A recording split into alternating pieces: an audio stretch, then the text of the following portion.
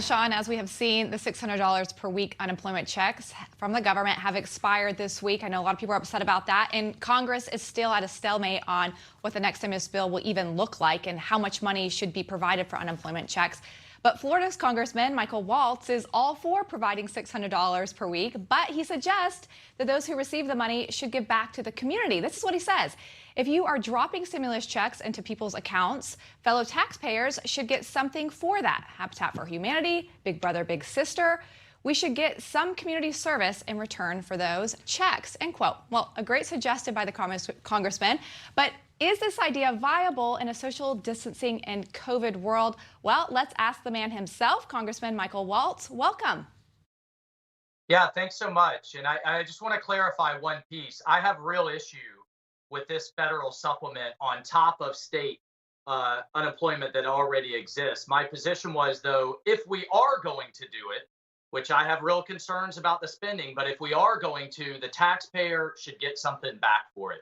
They should get some type of service that gives back to the nation, gives back to their fellow taxpayer. And meanwhile, you get a lot of goodness from that for the individual. You get leadership, followership, teamwork. It's really getting back to the kind of mentality that we had in the days of the draft. You also did it with people that don't look like you.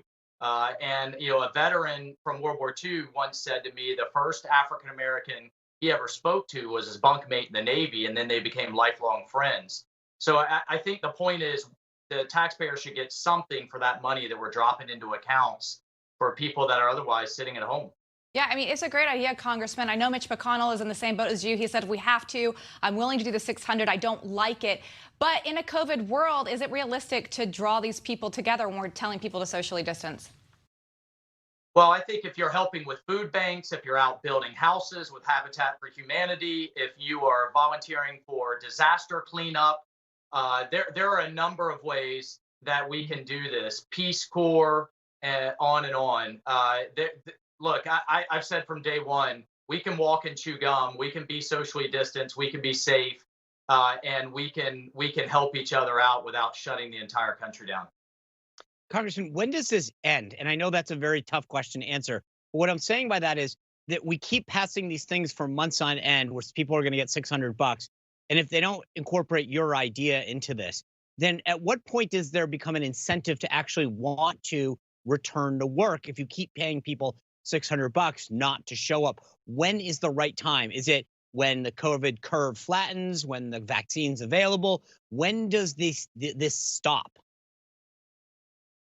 Well, I think the spending, at the end of the day, the federal government can't print our way out of this crisis. And we cannot, with taxpayer dollars, fund the entire economy. That's why we have to open up and do it in a way that's smart and reasonable. But if you ask AOC and the left, they're perfectly fine with not going back to work. That they don't think work is a good thing.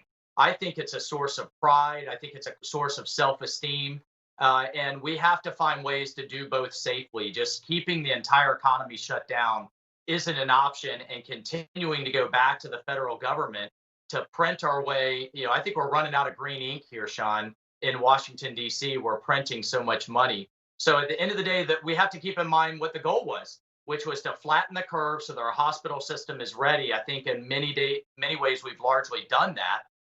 But you have folks like Cuomo talking about keeping things shut down until they find a vaccine, fully manufacture it, and fully distribute it. That's just not realistic.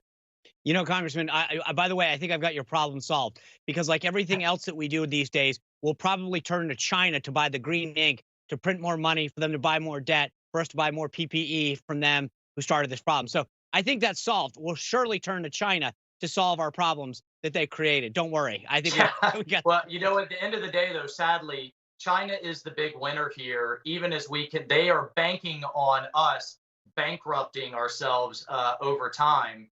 Meanwhile, they're on the march all over the world. Their navy has become larger than ours by quantity, not necessarily by quality yet. And you joke, but yeah, actually, it's a huge, serious issue. I'm on the China task force. We're going to bring that manufacturing home. That's what we need to do. Thank you for that. I appreciate you joining us today. All right. Thanks so much. All right. Well, former Vice President Joe Biden is at it again with